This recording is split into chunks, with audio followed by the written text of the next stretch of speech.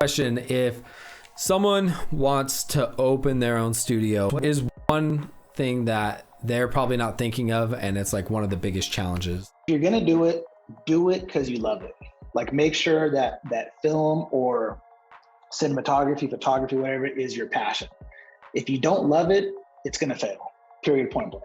There's no such thing as a cash grab. There's nothing where it's just easy, right? Like, it's gonna be years of understanding lighting, understanding business, what people want, how to run an operation like that.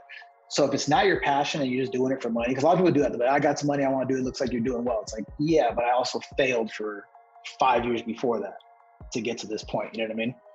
So I think, and a lot of people that want to do it, a lot of people that I've looked into their profiles, they have no background in anything with film related. So I'm like, I don't know. I would say if you love it, take aspects of like what you've done in your videos that people have liked and build that. You know what I mean? Like, use that as your resume. Look how good this can look on camera. You know what I mean? And whatever you do, don't just go rip off what the next guy's doing.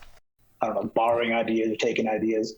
And it's like, there's enough money for everybody, but just be original. Because if not, what you're going to do is you're going to end up just kind of messing up the market, really. You know what I mean? Just trying to be the cheapest. That's how we end up with, everyone trying to compete with the same set. But it's like, man, just be creative. Like, or if you're gonna borrow it, like, add something to it or change it. Exactly. That's what I was gonna say. If you're gonna borrow something, at least remix it, add a little something, add your own twist. Make the person who originally made it be like, oh, like, that was a good idea, Exactly. Like, Exactly. There's gonna be a point when people are gonna have to at least understand like how to not be in each other's ways, so that we make the market grow and work together.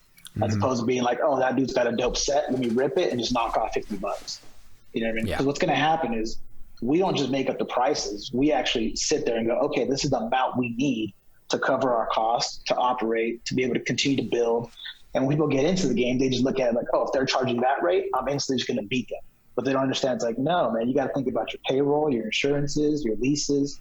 There's so much that goes into it. And I think a lot of people just hop in and go, okay, how do I undercut? And then you're like, see, what's happening is you don't realize like you might win some business, but one, you're probably not going to do it the same because you don't have the amount of experience in it. And two, you're going to get to a point where you cannot continue to operate it at that cost.